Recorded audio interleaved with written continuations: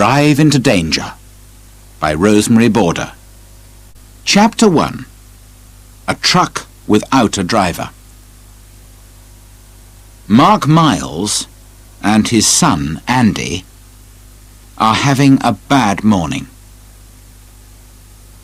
"Where's Gary?" says Mark. "He isn't usually late. The truck is ready. Everybody's waiting." Then Gary Slater comes to the office. He is ill. "I've got a bad arm, Mr. Miles," says Gary. "I'm very sorry, but I can't drive today." Just then, Kim Parker arrives. She is a student. Her father is one of Mark's drivers. She is working in Mark's office in her holiday. "Good morning, Mr. Miles," says Kim. "What can I do first?" "Can you drive a truck?" says Mark with a little laugh. "I've got tables in Faversham and wine in Lyon, and no driver." "Yes, I can drive a truck," says Kim. "I've got a license." "Wonderful," says Mark. He is looking happier. "Have you got a passport?" "Of course. It's at home." Suddenly, Mark is much happier. "Okay. Can you take a truck to France? Here is some French money, and these are all the papers. Read them carefully." "Can I go too, Dad?" asks Andy. "I can't drive a truck, but I can drive a car and read a map. And I can speak French. Perhaps I can help Kim." "And you want to go to France? I know." "Okay, you two. Run home and get your passports, your overnight bags, and some sandwiches. There are sleeping bags in the truck, and a mobile phone too. When you come back, go and look at the map with Gary. He drives to France every week. He can tell you about it."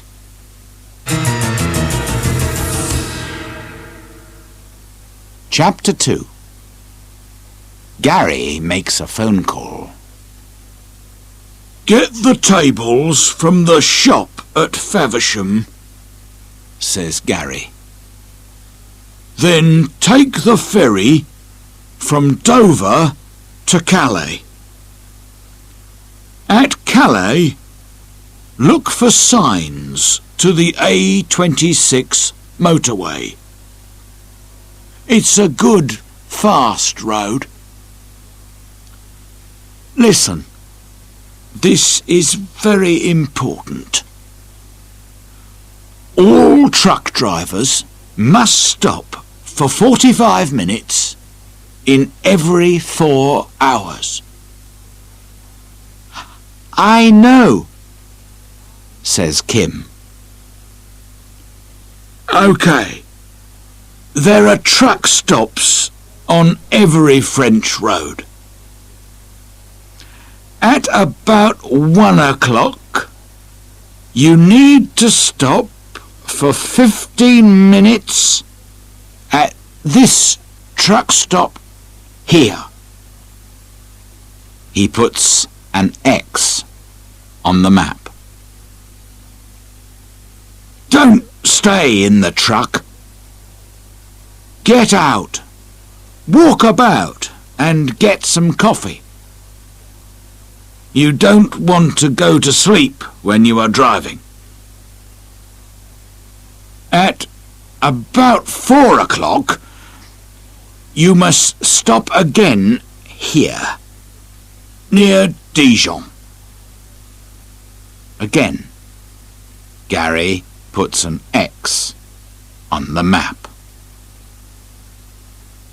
The cafe at the truck stop makes wonderful coffee.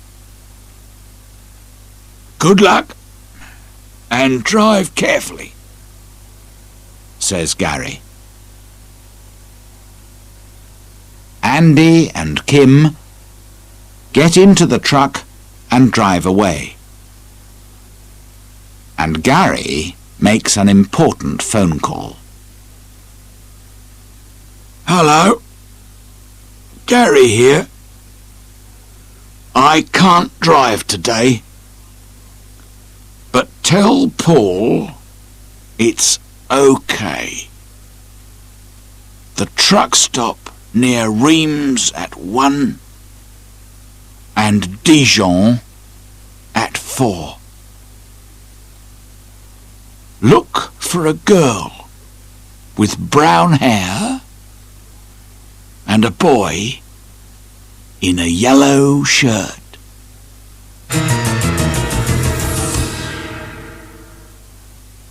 Chapter 3. The truck is losing oil. Andy and Kim arrive at Faversham. They tell the man about Gary's arm. The tables are ready. My men can put them in the truck. We can sit in my office and wait. Would you like some coffee? The man says. They leave the truck and go into the office. Kim and Andy drive to Dover and take the ferry to Calais. They drive off the ferry and out of Calais. They find the motorway and a big stop sign. "We need a ticket," says Andy.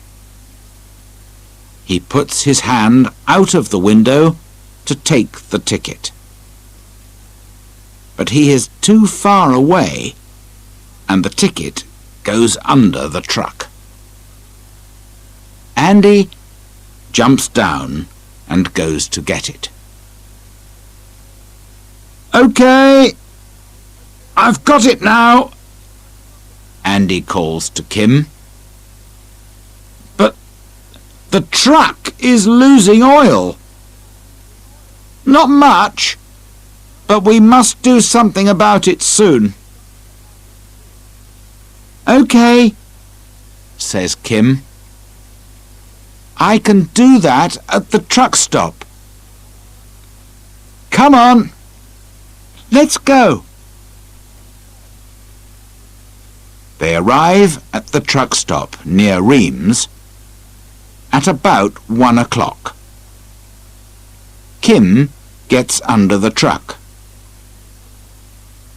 You're right, she tells Andy. The truck is losing oil, but it isn't very bad. Then suddenly she calls to Andy. Come and have a look at this. There is a box under the truck. Is it a sandwich box? Asks Andy. Perhaps Gary puts his sandwiches in it. Under a hot, dirty, oily truck? Says Kim. Nobody does that. Oh, well, I need some coffee. She goes to the cafe. Chapter 4.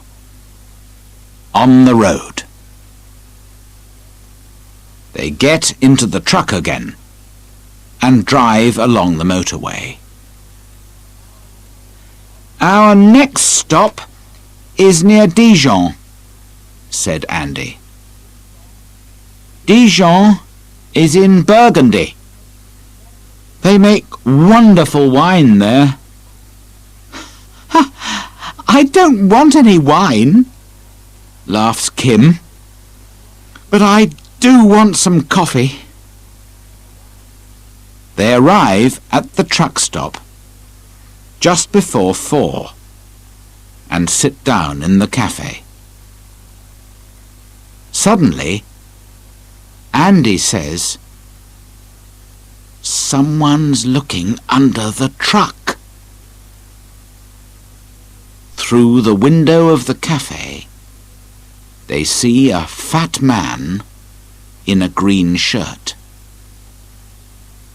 He takes something out from under the truck and goes to a red car.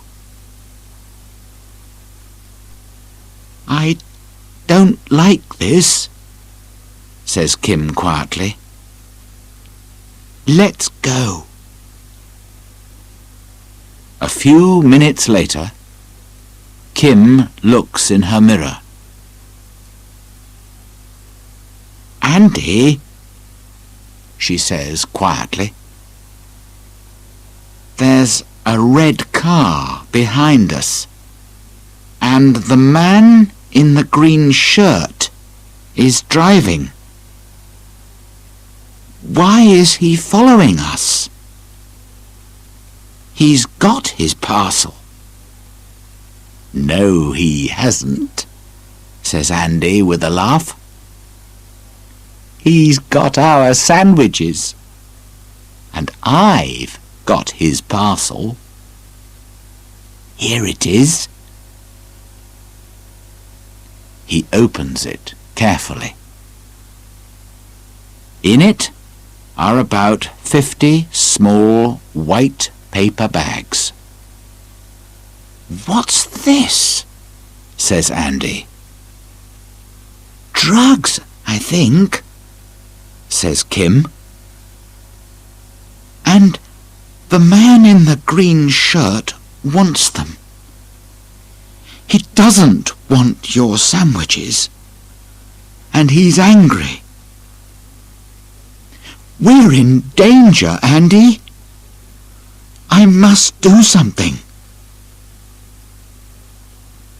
The red car is only a few meters behind. Kim stops suddenly. The red car runs into the back of the truck. Kim drives away again very fast. In her mirror, she sees the man in the green shirt standing by his car. He can't follow us now, Andy says with a smile. But the man is very angry and quickly takes out a small black mobile phone.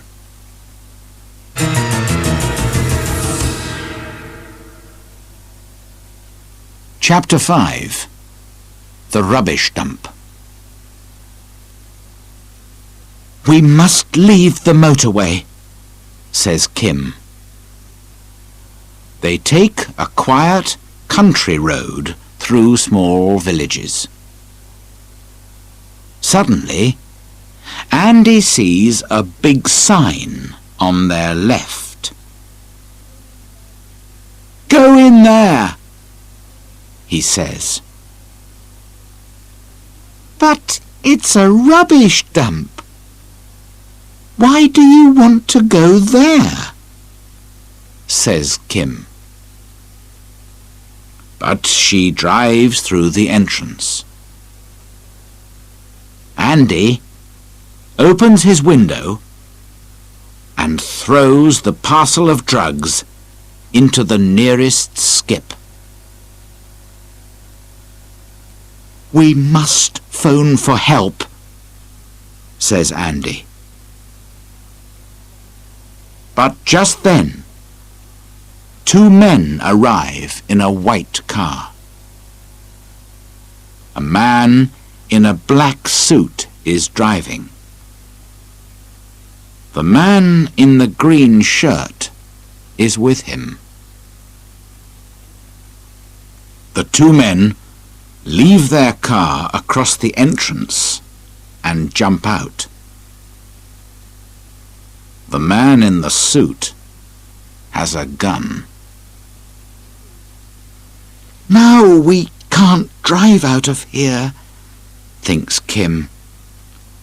"Oh dear." The two men run up to the truck and stand by Kim's door. "Give me the parcel," says the man in the black suit very quietly. "Run, Andy!" says Kim. Quickly, Andy opens his door and jumps out of the truck. He runs to the white car. The man in the green shirt follows him. But he is too fat and slow. Andy gets into the car and drives away. Kim opens her door suddenly. The big mirror hits the man in the suit. He falls down and loses his gun. Quickly, Kim jumps out of the truck and gets the gun. "Your drugs are in that skip," she says. "Go and get them. Take your friend with you." The two men go up the ladder and look down into the skip. "Go on," says Kim. "You want them. Go and look for them." The two men jump down into the skip. Quickly, Kim takes the ladder away. Now, the men cannot get out.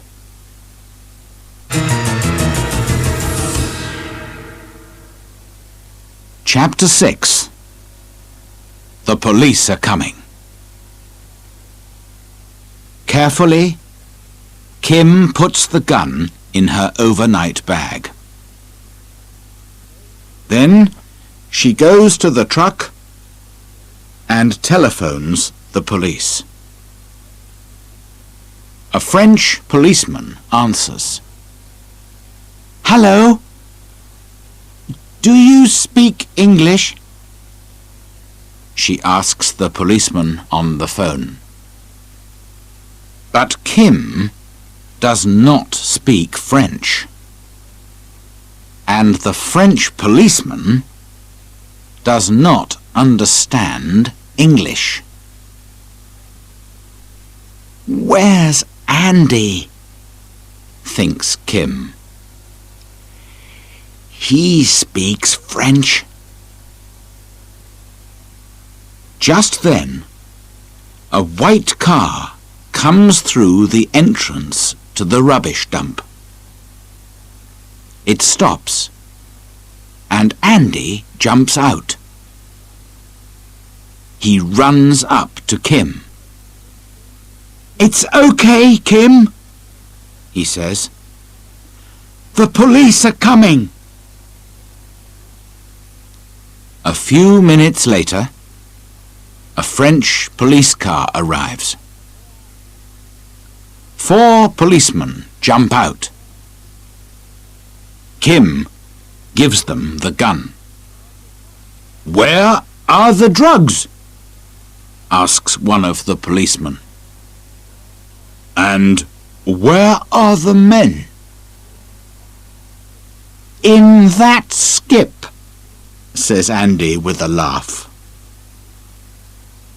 The policemen get the ladder. Later that evening, Andy and Kim drive to Lyon with the tables. They have coffee and long French sandwiches in a cafe. Then they go to the wine shop. They arrive very late. A fat little man is waiting for them. He looks angry. "Why are you late?" asks the man. "Well," begins Kim. "It's a long story," says Andy, tiredly.